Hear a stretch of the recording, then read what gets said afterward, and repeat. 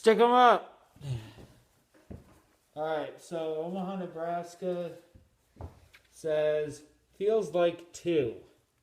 Okay? Now, I just got in from riding for like 2 hours. And, okay. Whew. So, if it's cold outside, you're going to let the weather stop you. Okay? It's late February. The pros, the real pros are already, they're racing in the Middle East, you know. They go to warm climates. We don't have that luxury. We got to train with what we got. Yeah, you can ride the rollers indoors. And that's good, you know, most of the week. But you got to get out for the big rides on the weekend, right?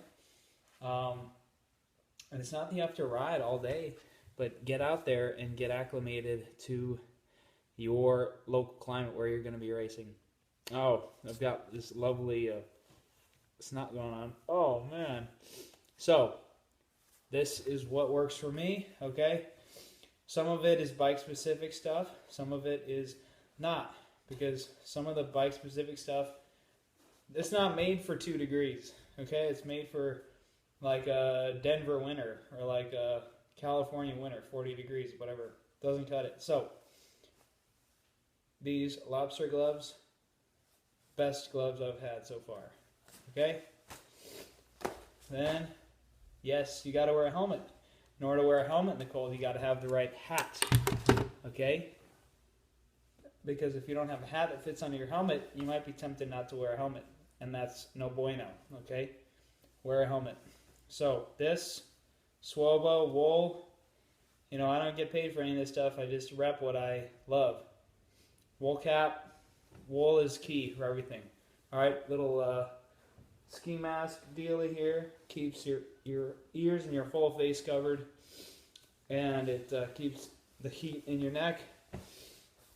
Now, jacket, the outer jacket, I'm a big fan of craft stuff because unlike other, you know, bike companies, they make stuff that are craft, you know, they're a ski company and they make stuff that's good for Nordic skiing in the Oslo winters up there in you know, Sweden, Norway. So look for companies that know their stuff when it comes to being active outdoors. All right, then you're going to see a smorgasbord of all my old bike teams.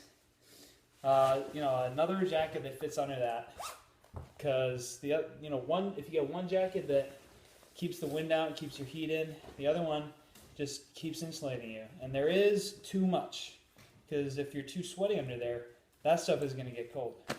So go for thin layers, and so as your temperature, you know, you kind of know what your cold limit is. So you always got your coldest combination stuff.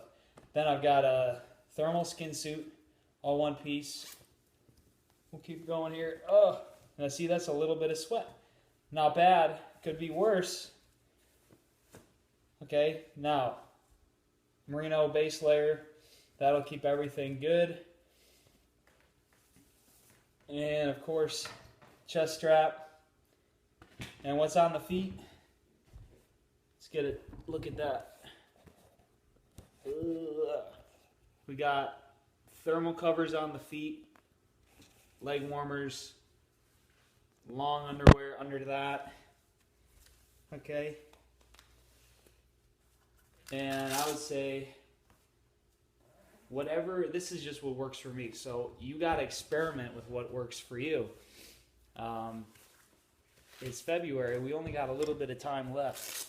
It's almost March. So if it's, you know, if you're able to get stuff on sale, go and do it. Don't spend the next 3 weeks wondering if you're going to be ready for the season. Just go out there and get after it. My Garins, you know, I get shoes that, I know I live here in the Midwest. I don't need the best ventilation. I get shoes that are good leather. They might not have the best ventilation for, you know, living in the desert, but they do a good job. And then I don't get bike-specific stocks. I get the Kirkland Wool Special, okay? Because those are, like I said, sometimes the bike-specific stuff is not as good as the regular. So, signing out.